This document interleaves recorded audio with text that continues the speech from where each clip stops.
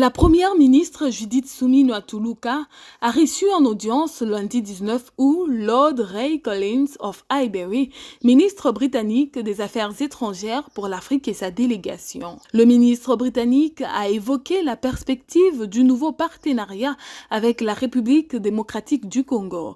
La Grande-Bretagne s'engage à apporter son accompagnement à travers ses différents services en vue de la croissance économique en RDC. Ce nouveau partenariat vise à renforcer le commerce entre les deux pays. Le partenariat est basé sur la croissance économique parce que le nouveau gouvernement du Royaume-Uni est engagé à fournir ces différents services dans le contexte de la croissance économique.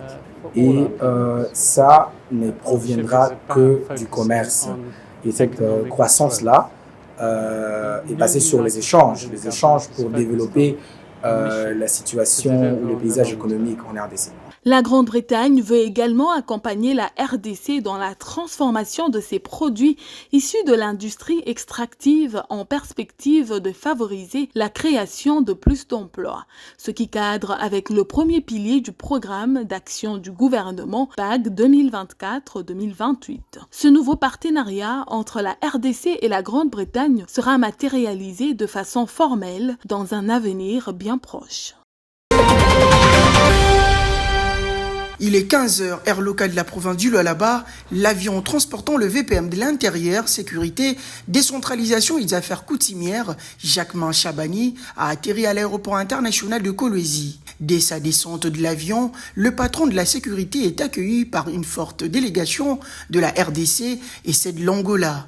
À sa tête, le gouverneur de 4 provinces de la RDC, en frontière avec la République de l'Angola, Jacquemin Chabani Luko, est venu lancer officiellement l'opération de marquage d'armes pour en avoir la traçabilité. Ces assises qui vont être présidées par le patron de la sécurité et de la territoriale congolais ainsi que par le président de la réunion ministérielle de la Commission nationale de contrôle des armes légères et petits calibres constituent un processus visant à faciliter la traçabilité de toutes les armes qui circulent en République démocratique du Congo, que ce soit du côté de la police nationale congolaise, de FARDC ou même des civils. Cela va par ailleurs réduire les violences armées dont la population congolaise est victime.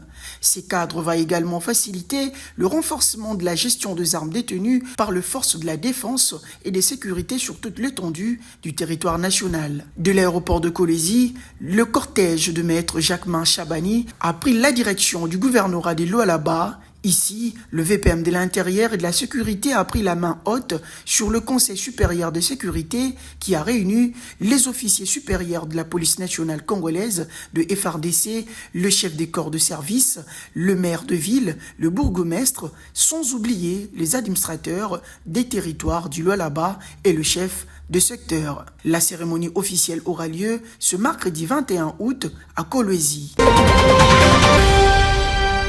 Le vice-premier ministre, ministre en charge de l'économie nationale, Daniel Mukoko Samba, avait réuni le 19 août 2024 dans son cabinet de travail le gros importateur. C'est après avoir annoncé les mesures prises par le gouvernement central contre la vie chère annoncée le 12 août dernier. Ces mesures fiscales et parafiscales portant notamment sur la suppression de tout le droit de taxes et de redevance pour un groupe de 9 produits alimentaires le plus consommé par le Congolais. La délégation a été conduite à sa tête par le vice-président de la Fédération des entreprises du Congo FEC, Ibrahim Issaoui, qui ont tous salué cette démarche du gouvernement congolais car elle vise à offrir une bonne consommation à la population. Effectivement, ça nous arrange la réduction du prix. La réduction du prix, la réduction des prix de vente et la réduction du charge, ça nous arrange parce que nous aussi, on fait une partie de cette population. Donc, et la population a un pouvoir d'achat très faible. Une fois que les produits vont coûter moins cher, ils vont consommer plus, au contraire. Donc, ça va augmenter même le chiffre d'affaires en termes de volume. Rappelons que cette réunion a connu la participation de plusieurs sociétés, à savoir le groupe Ledia, Beltexco, Mondial Food, Sokin et tant d'autres. Doudou Fouambali Condé, le ministre de Finances de la RDC, a présidé le lundi 19 août la cérémonie des signatures de contrats de performance avec le régie financière au Fleuve Congo Hôtel, avec notamment la Direction Générale des Impôts, DGI, la Direction Générale de Douane et Axis DGDA, la Direction Générale de Recettes Administratives, Judiciaires, Domaniales et de Participation de Gérard, ainsi que le service connexe tels que le COREF et les CTR. À sa prise de parole, le ministre de Finances a saisi cette occasion pour remercier de prime abord le personnel œuvrant pour la mobilisation de recettes tout en rassurant de l'accompagnement de son gouvernement, également mettre fin au coulage et fraude car l'heure est à l'action pour une mobilisation accrue de recettes publiques. Il est question ce jour de signer les contrats de performance, de nous assigner des objectifs comme je l'ai dit, mais également d'encourager les hommes et femmes qui travaillent au quotidien dans la mobilisation des ressources, de les encourager et de les assurer de notre soutien, de notre accompagnement dans le travail qu'ils réalisent au quotidien pour l'intérêt général. Cette année, moi j'ai décidé que nous mettions une mention spéciale dans la lutte contre le coulage des recettes, mais également des pratiques de corruption. Et mesdames et messieurs, l'heure n'est pas au discours, l'heure est à l'action. Je vous invite donc de vous lever et mobiliser tous comme un seul homme pour que cet objectif de la mobilisation accrue des ressources de l'État puisse être réalisé. 3 axes articulent donc ces contrats signés. Il s'agit les objectifs de recettes à réaliser, les actions à mener par chaque partie pour la mobilisation de recettes et les indicateurs de performance permettant d'évaluer distinctement les efforts de chaque service opérationnel à travers le territoire national. Cette initiative marque une nouvelle ère de collaboration entre le régie financier et les gouvernements. Également, le prix de performance pour cette année a été attribué en première position à la DGDA avec 101% réalisé, suivi de la DGI avec 86% et la DGRAD en troisième place avec 76%. Au travers un communiqué de presse rendu public le lundi 19 août 2024 par les réseaux de téléphonie mobile, l'inspection générale du ministère de l'Éducation nationale et Nouvelle Citoyenneté informe sur l'obtention des attestations de réussite de l'examen d'État édition 2024. Cette rapidité du ministère de l'Éducation nationale et Nouvelle Citoyenneté permettra aux nouveaux diplômés désirant s'inscrire à l'université d'être embauchés ou effectuer de voyages ou stages d'être munis de leur titre scolaire en cas de nécessité.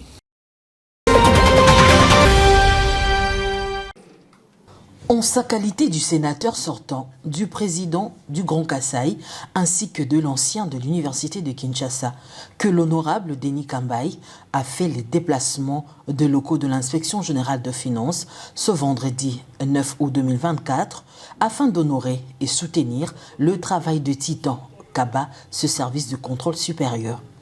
Lors de Jules Lingueté, le sénateur honoraire Denis Kambaï a profité de ces moments pour faire le suivi des dossiers et entrer au rapport de l'IGF dans le Grand Kasaï, le Grand Katanga ainsi que le Sénat pour le fonds alloué au bureau au mois de mars, avril et mai.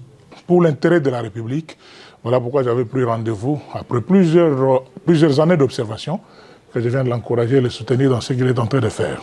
Il y a un rapport que l'IGF avait fait sur l'espace du Grand Kasaï et aussi sur l'espace du Grand Katanga. Nous voudrons vraiment voir l'exécution de cela. Nous attendons les enquêtes de l'IGF, de ce fonds mis à la disposition du bureau du Sénat au mois de mars, au mois d'avril, au mois de mai. Nous voudrons savoir si les fonds ont été affectés à quoi. Cette visite est une preuve de plus que l'inspection générale de finances, par sa manière de faire le travail, suscite de l'intérêt des Congolais à tous les niveaux. Pour moi, il était temps que je vienne m'enquérir de la situation parce que vous savez que cette institution est l'institution qui s'occupe des infrastructures. Je peux dire c'est le soldat des infrastructures. Donc il était bon pour moi de venir m'enquérir du programme de cette institution dans ma province du Sankuru. Et j'avais raison de le faire. Je rentre très satisfait parce que finalement, je viens d'être mis au courant de ce qui a été fait, des contrats ont été signés les engins sont en train d'être déployés vers le Sankourou et donc dans les jours, semaines, tout au plus mois qui viennent, les grands travaux vont commencer au niveau du Sankourou, les grands travaux pour refaire les infrastructures qui nous manquent si criamment dans cette province. Ces assurances du gouverneur Victor Kitenge Kanyama découlent de l'audience lui accordée ce lundi 19 août 2023 par Maître Freddy Yodi Shembo, directeur général de l'agence de pilotage, de coordination et de suivi des conventions de collaboration signées entre la République démocratique du Congo et les partenaires privés. Une énième audience toujours dans le but de voir le Sankourou du héros national Patrice Emery Lumumba être impacté par le programme sino-congolais piloté par la PCSC. L'aéroport de Lodja ainsi que Lumumba-Ville sont donc les deux premiers projets phares comme voulu par le premier d'entre les Congolais, Félix Antoine Tshisekedi Tshilombo, afin de lancer le train du désenclavement de cette partie de la République confrontée à des sérieux problèmes d'infrastructure. Un véritable motif de satisfaction du gouverneur Victor Kitenge qui n'a pas manqué de mots pour remercier le président de la République. Tout ce que je peux dire, c'est merci à son Excellence, Monsieur le Président de la République, le chef de l'État, pour tout ce programme ambitieux par rapport au Sankourou, qui est resté pendant longtemps un peu oublié, mais aujourd'hui qui est en voie d'être réveillé, qui est en voie d'être ressuscité par le chef de l'État à travers cette institution, dont je salue le travail, le grand travail qu'elle est en train d'abattre en République démocratique du Congo. Depuis un moment, le ministère de la Santé publique en République démocratique du Congo avait annoncé la réapparition de la variole du singe appelée monkeypox. Cette épidémie s'avère une maladie infectieuse émergente causée par un virus transmis par de mammifères infectés tels que les singes. Au travers un point de presse tenu par le ministre de la Santé publique Roger Kamba, lundi 19 août 2024, faisant appel à la population d'observer des gestes barrières. Actuellement, le questionnement s'impose auprès de certains observateurs, si et seulement si toutes les couches de la population congolaise sont renseignées de la résurgence de cette dangereuse maladie.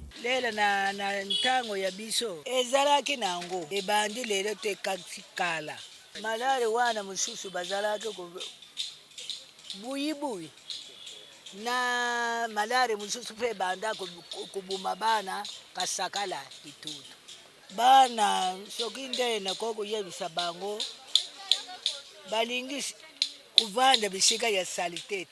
Et ce n'est pas un cas qui est apparu aujourd'hui en tout cas, mais nous avons vu que la propagation est en train de prendre de l'ampleur avec le temps.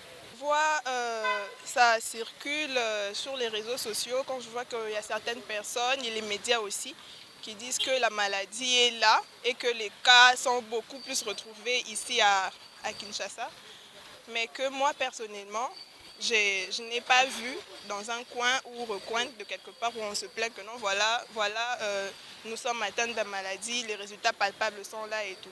À en croire Roger Kamba, un lot important de vaccins sera disponible à Kinshasa d'ici la fin de la semaine prochaine. Retenons que cette maladie contagieuse représente une menace importante pour la population. Dans le but de protéger la population, le respect des mesures barrières sont vivement souhaités pour limiter la contagiosité du monkeypox.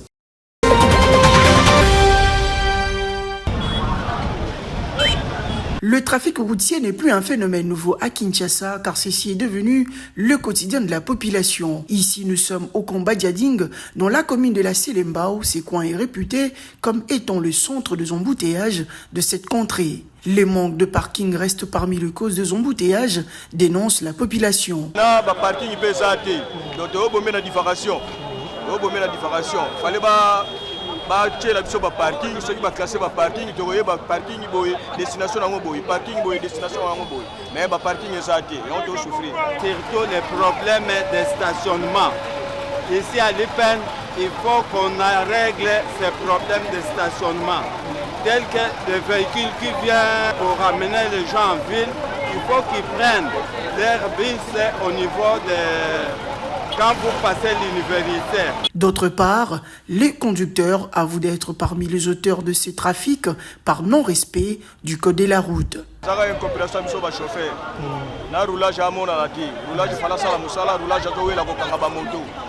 Donc circulation parce qu'on connaît la gestion